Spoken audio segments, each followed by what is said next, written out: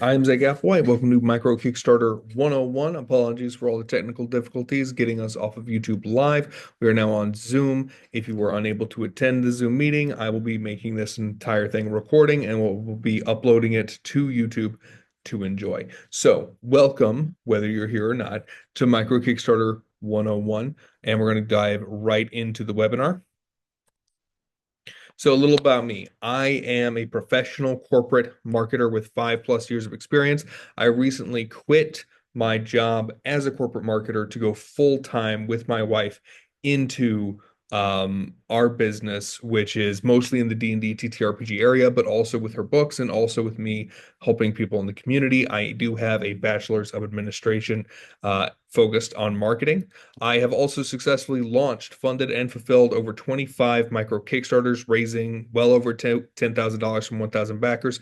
I have also recently, after the closing of my wife's third campaign, which just closed at midnight last night, raised over $20,000 from 3 larger Kickstarters, which is a lot about what we're going to talk about today is how we take something small like those micros and use them to build towards something bigger like those larger campaigns. And you can do both at the same time.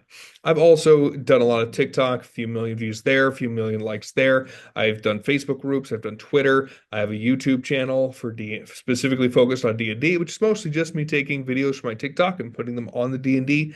And way back in high school, I got 29 million views doing anime videos. I made $0 off of it, but that is a conversation for another time. It is mostly because I was a stupid high school kid.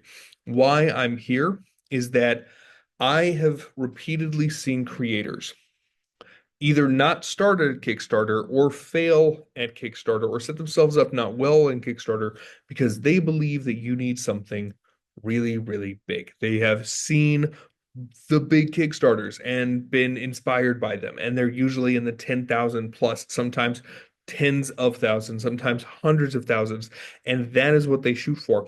And either they start on that journey and they realize that it's more than they signed up for, that they're not going to be able to do it because they don't have all the information, they don't have the time, they don't have the team, whatever. And so they never start their project to begin with, or they go after it, but they can't execute on it because they don't have those things I just mentioned, and it doesn't succeed. And then one failure is enough to just completely put the air out of a person, and they don't come back in years, if ever. And that's why I'm here, because there is a way to build towards something bigger using smaller projects to learn and build that audience and build that team and build those skills so that you can do the bigger thing. And also, while not completely wrecking your personal life, because those big projects take a lot out of you. And also, again, without taking up a whole bunch of your money, because what they don't often tell you about those bigger projects is that 10% of their funding they had already spent on advertising, and another 10% of their funding they're putting ahead on labor costs like artists, and another 10% is going to be eaten out by Kickstarter. Before they've spent any money, they've spent approximately 10 to 20% of the money that's raised by the big Kickstarter before they've even launched the Kickstarter. We're going to talk about a different way of doing things today with the micro Kickstarter strategy. So, without further ado, let's talk about what we're going to talk about today. First of all, we're going to just talk about what is Kickstarter, what is a micro Kickstarter, and how it can help you. I'm going to go into detail about how to run one successfully, and I'm going to do some tips and tricks about like little bitty things that I've learned from my experiences. And then if anyone's here, we're going to have a live Q&A. So let's get to it. A little about Kickstarter. What is crowdfunding? It is real people looking to support real people and hopefully get cool stuff in return. It is a all or nothing platform. If you do not reach your funding goal, you get nothing. So you can raise $999, but if you had $1,000 funding goal, you get nothing. Your backers don't get charged anything. Kickstarter is an all or nothing platform. It's very important to understand when you're trying to raise lots of money and becomes less overwhelming when you're trying to raise a little bit of money. It is also for business, not charity. If you want charity, you have to go to somewhere else. You cannot sell equity. There is no investing. And Kickstarter, as they put it, does not guarantee projects or investigate a creator's ability to complete their project. They have been raising the bar of what it takes to sign up on Kickstarter so that they have the ability to hold a little bit more accountability, but they still don't do a lot. And that is something that backers and creators need to understand. So let's also get some Kickstarter lingo out of the way so that we can understand what we're talking about today. A backer is an individual who is giving money to support the project. That is called a pledge. That is the amount of money they promise from the backer to the creator. The reward is promised from the creator to the backer for what was pledged. So if they pledge $10, the backer expects to receive a $10 reward of, let's say, a D&D 5e supplement material PDF. All right. A stretch goal is for after you become 100% funded, you can then say, hey, we hit our goal, but let's make it better. Let's make it more. Let's do stuff. Raise more money. That more money can go to better stuff. All right. So it's about unlocking additional add-ons.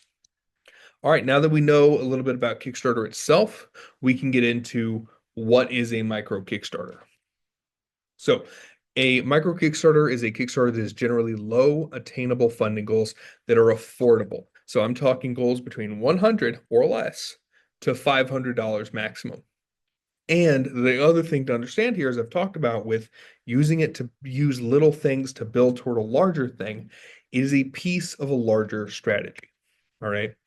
The micro Kickstarter strategy essentially boils down to A, you test the market. All right. Two, you use it to grow your audience over time using smaller projects to stack on top of each other. As you're doing that, you're refining your process, your product, and your marketing to get better and better. You're going to learn from a lot of mistakes, and you're going to make those mistakes at a small scale, and you're going to keep laying the bricks towards something bigger. And that all works in a circle. You test the market, you learn from your mistakes, you refine from what you learned from testing the market, you continually grow your audience, which builds the bricks for doing more. And each time you do more, you start over. You test, you learn, you refine, you grow, you build over and over and over again. That is the basics of the micro Kickstarter strategy. But let's get into more detail.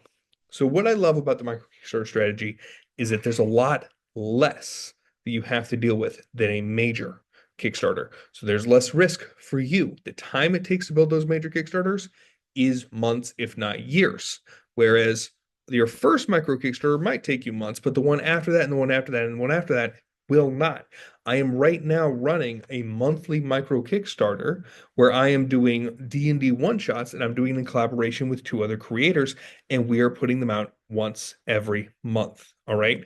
Much less time, much less financial risk, especially if you do things the way I'm going to advise you to do them.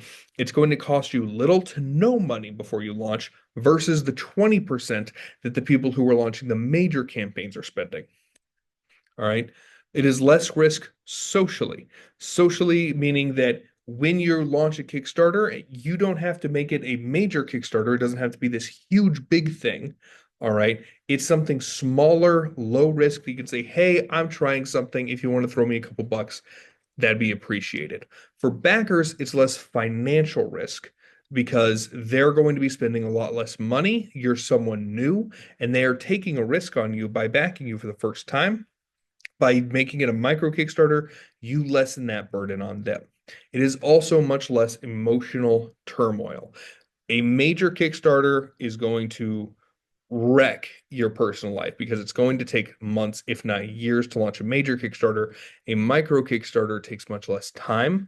It is much less burdensome on your overall emotional toll. It will still be a bit exhausting, especially the first couple times you do it, but it's a lot less life-wrecking potential than a major Kickstarter. It also helps you create less future mistakes. A personal story from this one is that in my one of my early micro Kickstarters, I misspelled my name on one of my projects. Instead of Zack Applewhite, I was Applewhite. It is better to make mistakes like that when you're only delivering to 20 people than when you're delivering to hundreds of people. So micro helps you get those mistakes out of the way at a lesser scale. Micro Kickstarters also give you more. It's more practical learning. I have a business degree. I learned more launching Kickstarters than I did when I was getting my business degree. Okay. It helps you test the viability of your product with the market practically on a smaller scale where you can understand if you need to make augmentations to reach the larger scale. The process, practical learning, you learn how to make what you're making, and you can start envisioning how to do it for the larger campaign that you're building towards. So if you are right now shipping out some books from your micro Kickstarter, you can feel that out when you're only delivering it to like 20 people and say, hey, if I 10x this and I'm delivering this to 200 people, what would I need to do differently? That's a lot easier than just trying to deliver to 200 or more people for the first time ever. All right. It also helps you learn pricing. What are people responding to? Can you charge $5, $10, or more for something versus how do they respond to just a $1 campaign? I've run $1 campaigns. It's great for getting people in the door, but it's got a maybe 10 to 20% conversion rate from spending $1 to just spending $10. Whereas someone who spends $10, I have a much higher conversion rate on getting them to spend $20, $30, $40. All right. So you learn the pricing dynamics for your product in your industry with your potential backers. All right. You also learn marketing. You are able to talk about yourself and your product over and over and over again as you launch micro Kickstarters repeatedly, and you're able to learn how to talk about your product, how to talk to your consumers, and how you can funnel them into the Kickstarter to greater and greater effect. And of course, very similar to the process above, fulfillment. Like I said, if there's issues, making them on a small scale, if you send something in bad packaging and it gets damaged on the way, you only have to fix that for, let's say, the 20 people versus the 200 people. What's going to cost you more? What costs could you potentially eat? You're going to be able to actually help the 20 people, not the 200 people. And I recommend finding those fulfillment issues at the smaller scale. All right. It also gives you more audience leverage in the future without paying for it. That's the important part. You can spend a ton of money and get audience, or you can spend years doing content marketing and get audience. But what micro Kickstarters allow you to do is go right to the audience that is already convertible because they're already on Kickstarter and build that audience one micro Kickstarter at a time so that you can leverage them to the larger audience. And I'm not talking out of nowhere here. We've done this. We started with D&D materials that we added short stories to. We leveraged that by combining all the short stories and adding new ones, and we created a collection of ttrpg short stories. We sold that. We raised $500. That told us that we had the ability to leverage an audience toward that. The next book we launched raised $7,000 because we had already run by that point at least 10, I think maybe 15 micro Kickstarters. We had built audience, we had built trust, we had built experience, and we were able to put forth all the money we made from those little bit of chunks, stack them on top of each other to make an amazing investment in a great book cover. And we were able to leverage that as well. All right. It's testing your product viability. I'm going to talk about this a lot where it's over and over again. You're making mistakes, you're trying new things, and you're getting better and better. So you learn, can you ship your product reliably as you scale up? You understand, do consumers respond to this? Let's talk about this with books or Dungeons and Dragons. Are you better at reaching people who like Westerns, all right, versus fantasy, versus romance, versus horror? All right. You get to test the market interest overall and who you're able to reach with each micro Kickstarter. And as I've already talked about, think about this as you're creating micro Kickstarters. How would I scale this up? How would this change if I was doing this for 10x or if I change the product from a digital product to a physical product? And you get to learn about that at a very safe, small scale. All right. It's also all about building. You're building a consumer pipeline. With each micro Kickstarter you get, let's say you get 20 backers, your first one, you can do a Kickstarter update for the next time you launch. And let's say 5 backers come in. That's 5 backers you have day one that you didn't have before. All right. And then you have 40 backers for your second campaign and 45 or 50 or 60, and you keep building more and more backers. And each time you do, you can go back and have an update that says, hey, we launched a new thing. Come on over. You can all, and I'll get more into what else you can do with them. You tell them about the project. You can share your website and your social media because you don't want them to just live on that platform. You want them to live on your other platforms, such as your email, which I just talked about here. All right. And this is one of my favorite things. When we launched our first D&D product, it was $10, and you would expect that the average person backed at $10. You take it all up, take the sum total divided by the amount of people, it was about $10, to no one's surprise. But when we launched our next one, you can do what's called an add-on, which is we had our previous product added on so that someone who's never bought from us before could come in and say, "Hey, I love this $10 product. I'll buy the other $10 product too." So now you're buying it for $20 instead of just being a $10 pledge. And we do this, we stack this on every time. I am right now running, as I've said earlier on, a monthly micro Kickstarter, one every month, just doing D&D one shots. It's a pay what you want campaign, but each one we've done, we have as an add-on for $1. And every time we run a Kickstarter, the basket, the amount on average someone backs for us goes up a little bit because more and more people are being introduced to us. And instead of being introduced to us one time with one product that's $1, they're being introduced to us with the product that they're meeting, and they get to see our library of add-ons to build more and more. And that's how we build and build and build revenue, at which we can put back into the business. Over and over as you do this, you're going to build brand, reputation, and the knowledge and skills you're going to need to do that bigger project. All right, but how? That is the detailed version of what the micro Kickstarter strategy is. Now we're going to get into actual execution. So number one, you're going to want to nail down your process. I prefer to launch with a finished product and maybe one or two stretch goals already. All right. I want everything as ready for delivery as possible because, again, the faster you deliver, the better impression you're going to make on your backers. And you're trying to build reputation here so that you can build that audience so that you can leverage them in the future for something greater. All right. We almost always go for digital products unless we're going for something big. Digital products make process extremely easy. It makes fulfillment super fast. So if you're doing maps, D&D, or doing completely digital maps, you can try this with a whole novel, doing just a ebook launch to help you fund your bigger launch for the whole book. Okay. And if you're doing TTRPG products, you can do it all digitally. And what we're doing right now is we're finally compiling all the D&D products that we've done over the years into a bigger physical release. Instead of doing it as a big physical release, we broke it out. We did several projects, built audience along the way so that we can do a major project, and we built process for it along the way. That's basically just what I talked about here. Physical products that we have done have been very easy to ship, such as books, which get media rate, or other lightweight things. All right. How are you going to deliver? My recommendation for all these micro Kickstarters, stay in your country, especially with tariffs right now. All right.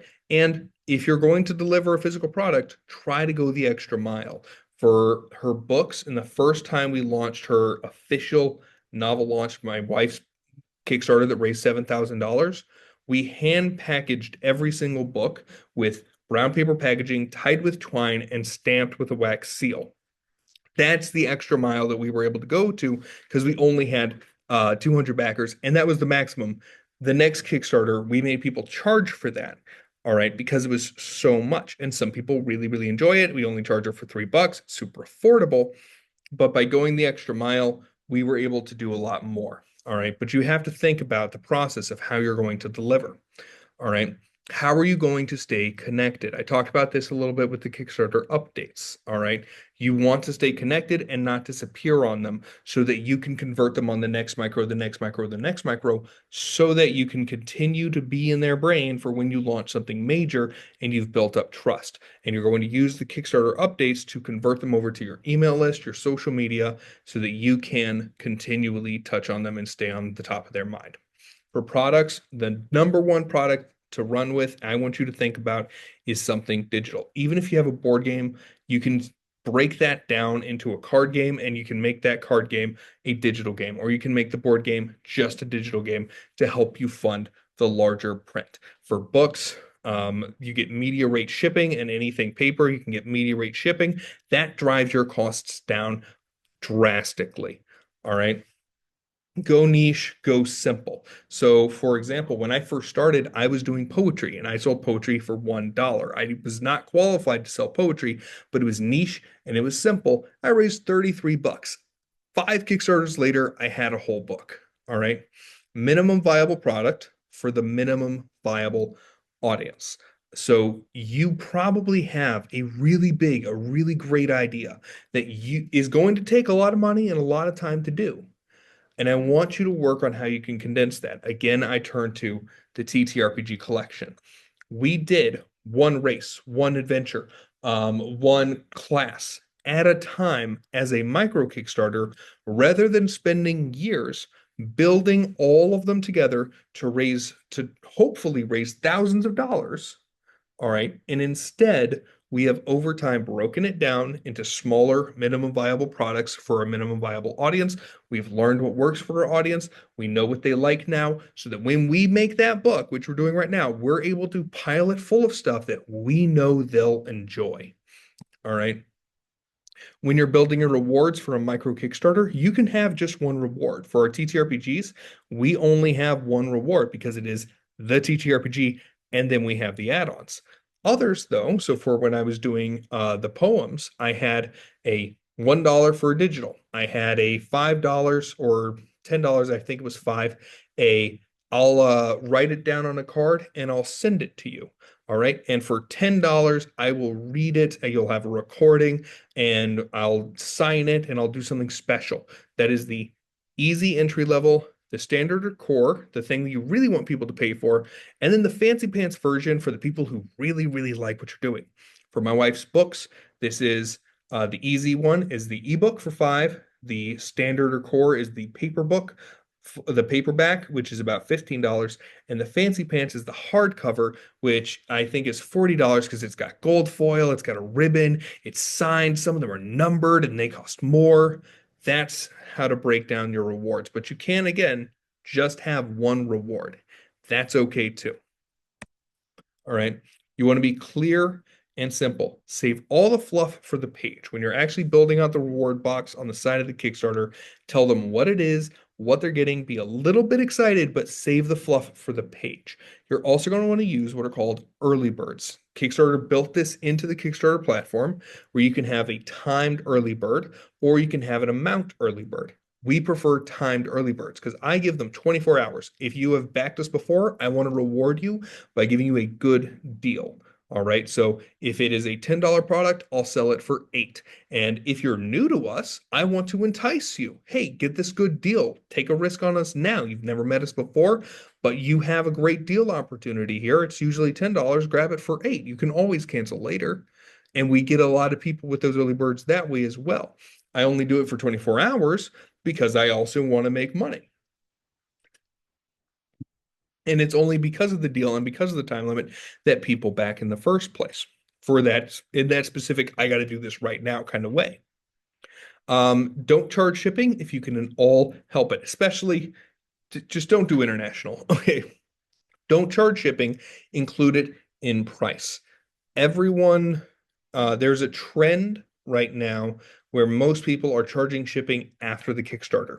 This is a personal choice. Everyone has their own. Here's mine. Mine is to not do that at all because I hate doing it as a consumer. I hate paying for something twice, and I hate being surprised by that purchase. An opportunity you have when you're doing micro Kickstarters is that you should have your costs pretty well understood. Your shipping is going to be extremely low because you're either doing media rate or you're doing digital, so there is no shipping, which means you can include it all in cost and you can build a better relationship with your backers. And that's a good thing because again, you want to convert them in the future toward more micros and toward a bigger project. All right. And again, and I said this before the tariffs. I said this ever since COVID. Do not ship outside your country until you have more experience. It is difficult. You do not want to get all of your stuff stuck in customs in the EU. All right. And you don't want to have to learn that when you're trying to launch a Kickstarter for the first time. There's plenty enough to learn. They can buy the digital products and you can build towards something that you can ship to them in the future after you have more experience under your belt. But especially for your first few micro Kickstarters, do not ship outside the country, especially with tariffs right now. All right. Pricing. When you're thinking of pricing, here's what to think about. Number one, understand your costs. How much does it cost to ship, package, supplies, and produce? All right. Hopefully you're producing it all yourself. Hopefully your supplies is low. If you're doing digital, it's zero. If you're doing digital, packaging is zero and shipping is zero, which is again why I recommend so harshly to do digital products. And again, I point to my own projects where I have done all digital products for 80% of my campaigns. All right. Don't count your own time. For this is true for every Kickstarter. If every Kickstarter accounted for the labor that the creators put into it, every Kickstarter's in the red by hundreds or if not thousands of dollars. For those larger Kickstarters that they spend years working on, I guarantee you they did not get a huge pay cut for the hours spent. All right. This is the labor of love to build something bigger. So focus on using the money not to pay yourself, but to improve what you're building and to set aside to invest in something bigger that's going to make a big difference. For us, that was a book cover. All right. Review what the market is charging. We charge our $10 for our digital ttrpg PDFs. That was based on what we saw in the market. They were ranged between $5 for something really small and like $20 to $40 if it was a whole book. We had good art and we were bigger than small, so we tried $10 and we've been able to stay there ever since. All right. You want to be low, but you don't want to be cheap. The example I give to people here is that there's a reason that most of us, if we have the choice, do not choose to spend all of our money at the dollar store or at the Dollar Tree. If we have the opportunity to spend them at Target, we tend to. Why? Because there is an assumption that the stuff at the Dollar Tree isn't good quality, and you don't want people making that assumption about you. So you don't want to be charged cheaply. We do every now and then have a $1 Kickstarter campaign, and as I've talked about, that is just to get people to introduce us at a super low risk level. And we have had a good percentage of them turn into backers. And many of them went from buying us for $1 to spending $40 on us later on. But that is a small percentage in compared to the hundreds of people that backed. Most of them just wanted something cheap. And when they found out that the rest of us wasn't cheap, they weren't going to buy. And we don't want to attract them. We want to attract the few people who liked us enough to buy more. And that's why we don't do it all the time. We only do it at maximum once a year. All right. I'll also say this as a professional marketer, pricing always is tricky. It sucks. Doesn't get easier. Doesn't matter what degree you have. It sucks. All right. So learn, try new things, and understand that it will never not be a little uncomfortable. All right. Your goal in your pricing is to break even plus a little to reinvest. All right. And I'll also remind everyone that Kickstarter isn't Dollar General. It's not Walmart. People aren't going in usually looking for a really good deal. So you have less risk of attracting frugal shoppers, but you should still be careful because those frugal shoppers are there and you don't want to be the person that they go to because then you'll have no upward mobility to charge more for the bigger things, which the whole micro Kickstarter strategy is about building toward a bigger thing. And if your entire shopper base is super frugal, you're going to have a really hard time doing that. All right. Also, by pricing low but not cheap, you can offer more to your backers. You can over deliver, which helps surprise and delight, which builds brand. All right, let's talk about stretch goals, which we talked about earlier. My recommendation, in addition to having your product fully ready to go the day of launch, is to have 2 stretch goals ready to go. For us, this is usually a piece of art or an additional short story or a map, something that is small and easy to do for us that we can have ready to go because we're going to be launching at a really low funding goal between $100 and $500. You should expect to fund early. And when you do, you want them to keep going. You want to keep pushing. You want to keep connecting with your audience that something successful and good and positive is happening here. So you want to have those 2 stretch goals ready on launch because you might be reaching those day one. All right. If you don't reach them, give them away for free. It's another surprise and delight opportunity. If your funding goal is $100 and you set a map at 150 and you only get 135, and if funding is all over, you already have the map, give it to them for free and tell them about it. Say, guys, I appreciate you all so much. I wanted you to have this. I think it really builds on it, and I want to reward you for all of your support. Thank you so much, and I can't wait to do this again with you. You just won amazing branding opportunity for something you already had on hand. So don't be afraid of putting in the extra work to have them and not need them. You're going to use them. You're just going to reframe their use. All right. Have 3 to 5 more in addition to the 2 planned. So anywhere between 5 and 7 stretch goals overall planned. Clearly list them. I prefer to use a graphic. All right. You want them to be simple and attainable. So this will change depending on what your product is like. This will be very different depending on what your funding goal is like. But let's use some simple math for an example. Let's say that your funding goal is $100, your product is $10. That means you only need 10 backers to reach your funding goal. You want to make your first couple really attainable because you want to have as much early success as possible to excite your backers. So you're going to make your first one 125 and your second stretch goal 150. That's only $25 difference. For the third stretch goal, I would actually bump it up to 200. Instead of it being 175, another $25 goal, you've raised the stakes a little bit. And then I would make it 250 and 300. After that, I would stop and see if you reach that first day, because you might. You might not, though. And you don't want to say, oh, well, here's the 500 goal and the 1,000 goal if you haven't even reached the $150 goal. All right. So keep those in your back pocket and see if you blow through or if you're just going to stay steady and on track for the stretch goals you built ahead. All right. Try to spend more labor. What I mean by that is that, for example, if you're hiring out for an artist, don't make that a stretch goal unless it's one of the later, more expensive ones that you have more money to pay for. Try to do more short stories if you're the writer. Try to do more maps if you're a map maker. Try to do little things like, oh, I will read this out loud. I will make this a podcast. I will something that requires more of your time so that you can keep as much of the money as possible you're raising in the stretch goal period so that you can leverage that money for other things down the line. All right. And as I already talked about, the levels, the frequency, this will all depend on your funding goal, your rate, how quickly you're funding, and what kind of product you're selling at what prices. All right. Marketing. I'm a professional marketer, so I have a lot, and I have condensed this down a lot for you. Do not pay for ads at all for micro Kickstarters. If you feel like you need to, I need you to understand that you're doing it as customer acquisition cost. You will lose money, especially if you're doing a micro with, let's say, a $10 funding goal or $10 reward. That means that you need to make your cost per customer acquisition $10 or less. That's extremely tight. And if you spent $9 acquiring a customer who backed for 10, you only made $1. That's okay if you're looking for customer acquisition.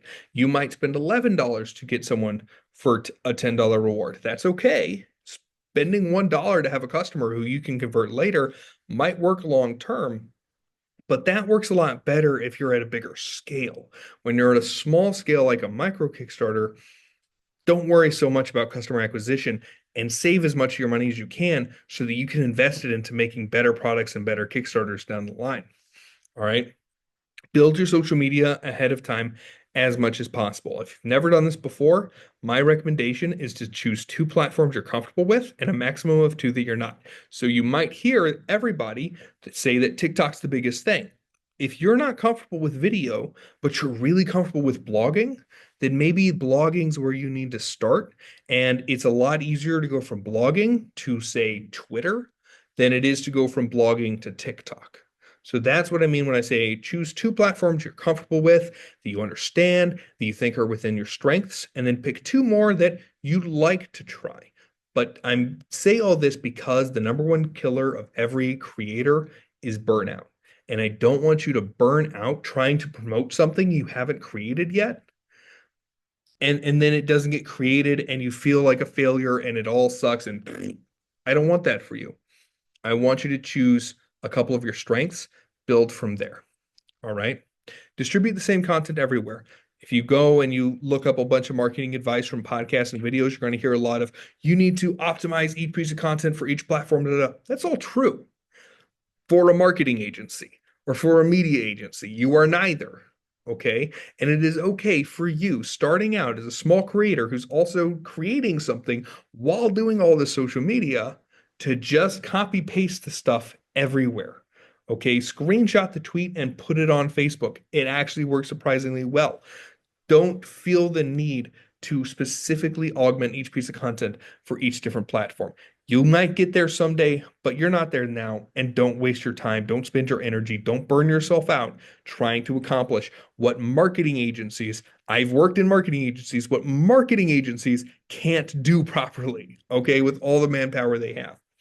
Go ahead and plug everywhere because you have nothing to lose. All right. So when you launch, especially, this is a launch day tip, just put it everywhere. Okay. You have nothing to lose. The worst thing they can say is no. The worst thing that can happen on social media is that nobody sees it. And then nobody saw it. It's no skin off of your bones. Okay. And where you're going to funnel them when you're in this social media, I haven't launched phase, is you're going to funnel them to the pre-launch page. You're going to build that page up early, but you're going to get into how to build a page in a moment. And you're going to have it live on Kickstarter and people can follow it. When it launches, they get a notification. So that's where you're going to be funneling people before you launch. And then, of course, when you launch, you're going to funnel them to the live page. All right. Now that we have gone through the act of what a micro Kickstarter is, how to run it properly, let's say that you've completed the micro Kickstarter. All right. This is the part where you rinse and repeat the process. Okay. So reinvest what you have left over. Buy ads if you feel good about them. You have a little money to spend now, and it's not out of your pocket, it's from profit. Probably better, though, to spend it on art and upgrades so that you can create bigger stuff, charge more for it, make more money, and reinvest that more money. All right. You're going to send surveys after the Kickstarter, not just to collect their information. You're going to do that with Kickstarter to begin with. You're also going to send surveys to say, hey, did you like the product? How did you like it? And by the way, can you sign up for my email list? Because as we've seen, a rich person or the government can come into a social media platform and screw everything up, and it might take it all away from you. So get them on an email list, which I could talk about why email is an unsung hero for a while. When you're not promoting your Kickstarter, keep your social media going. I prefer an 80-20 split. 80% of the year, I'm creating memes and GIFs and I'm screenshotting my tweets. I'm creating entertainment content. The other 20% of the year, when I'm launching stuff, that's when I talk to my audience. But what I'm not doing is constantly saying bye from me all year long because they're going to learn to tune me out. They're not going to follow me. They're going to unfollow me. They're going to ignore me. All right. So don't disappear and don't overinflate the stuff that you're trying to sell. Focus on building the audience and rather than making a few bucks trying to build revenue when you're doing your social media. All right. And then continually plan for the next Kickstarter. Use past projects for add-ons, which I've already talked about. All right. And post Kickstarter updates telling your backers, hey, something new is coming. Here's some information. Stay on top of their minds. All right.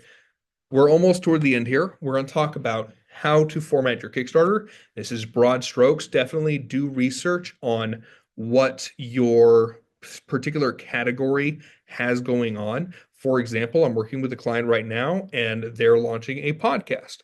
The way that podcasts work is a bit differently from the way that ttrpg products work in how you structure your Kickstarter.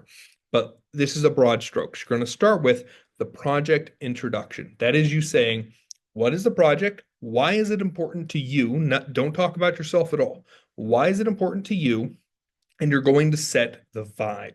All right. After you've set the vibe and you've introduced the core idea, you tell them exactly like, here's what you're getting. You're getting these many maps, these many mechanics, these many dice, so on and so forth. But you're keeping it very bullet pointed. This is often displayed in a graphic. All right. After that, you get to go into project details. This is where you can get into the nitty-gritty. What are the dice made of? What are the mechanics of the game? All right. And you can give them more and more information. You can also tell them what the timeline is and what the money is going toward if it's something more broad. Okay. After that, rope them back in with stretch goals. All right. And tell them what you're building toward. Then, and only then, should you talk about yourself. And you absolutely should talk about yourself. You should try and show a picture of yourself, have your face, and then have text about who you are, why you're creating this project, why it's important to you, and why you're excited to be doing this so that they can connect with you as a person. This helps you build brand, this helps you build trust, this helps you leverage them in the future because they feel like they know you, not just your products. All right. And then there's a risk and challenges section that is mandatory. If you're doing all digital, it's very easy. If you're doing physical, it's also not hard. You're basically just trying to reassure any withholdings someone might have. So for our digital products, we generally say by making this all digital, we've streamlined the shipping process. It's going to be quick and easy. We're very confident we've put a lot of work into this and we know we can deliver. Straightforward, simple, and it just gives that little last touch of, yes, you can trust me. All right, here's that kind of bullet pointed in an actual structure of the introduction, what's included, project details, stretch goals, meet creator. The example of why you need to definitely check what other people in your category are doing is that meet creator section, if you're doing a podcast, for example, that needs to be much higher up because who's in the cast matters a lot to people. It doesn't matter as much when you're doing a ttrpg product or when you're making dice. What the person is like and who their personality is and what they look like doesn't really matter to you if they're making dice. But if they're going to be on screen for your product, that matters a lot. So check what your like kind projects are doing to learn the nuances. This is just to get you started. All right. Finishing out with this and then tools, mistakes to avoid. Get your Kickstarter built and approved by Kickstarter as soon as possible so that you can have that pre-launch page. I have said it like 4 times now. Don't ship internationally, especially with tariffs, until you've done this a few times so that you can have all the learnings already under you before you undergo the learnings of international shipping. All right. When you are creating digital rewards in Kickstarter, be sure you mark them as digital rewards. If you don't, when you're doing surveys at the end of the Kickstarter, Kickstarter will ask your backers for their address, which feels really uncomfortable when all they're ordering is an ebook. All right. So if you're creating digital rewards, set them. It's a little box. Click that it's a digital reward. I've already kind of said this a little bit. Don't disappear on them. Don't stop doing social media once you've finished the Kickstarter. Don't stop doing updates once you finish the Kickstarter. Stay in touch with them because you're going to want to convert those backers again. All right. Don't prioritize tactics over strategy. You're going to get a lot of ideas. AppSumo's going to have sales.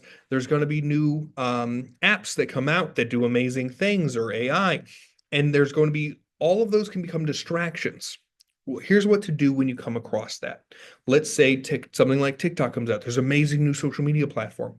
Take it and put it up against your strategy and ask, does it fit? The point here is to not do things reactionarily because what will often happen is that you'll try this new thing that everyone says is great and you'll spend all these hours on that and the stuff that you've built for your strategy falls apart. Focus on the strategy. See if the tactic fits in the strategy, test it out a little bit, and if it doesn't, throw it away. All right, just because it's new and exciting doesn't mean it works for you. And here's a little controversy. If you have the opportunity to do this ahead of time, don't worry about reoccurring sales. Don't launch an Etsy or a Ko-fi or a Patreon or any of that. All right. Why? Because of what I just said earlier. It takes up a ton of your time. All right. It oftentimes, for most people who are working at the scale that I'm usually talking to, they're making $30 a month on that. It's taking 80% of their time, and they don't get to have time building the things that are going to make them more money in the year than this reoccurring revenue that they are grinding for. If you have this opportunity, if you haven't done it yet, don't build your sales funnel before you build your product. before you build your audience. Build your product and your audience, and then you can build your sales funnel. All right. Some good tools that I just want to shout out. Google Drive, it's just great. It's got storage, forms, and spreadsheets. Story Origin is great for delivering readable materials easily, such as ebooks. And so check them out. Canva, if you're not a graphic designer, Canva is great. If you're a map maker or you want to make maps for something, look at Incarnate and learn that. It's amazing. Grammarly for spell checking grammar. TickTick, me and my wife use this for task management. They have a free version. We pay for the not free version, and it's only $3 a month for the two of us. And then Buffer, to what I said, copy paste to all the social media platforms, make it easy on yourself. This also has a free version, and I just use the free version because I don't feel the need to be on certain platforms given the content that I have. I'll pay for the other version once I've mastered the funnels that I'm currently reaching out toward. And with that, we go into the Q&A.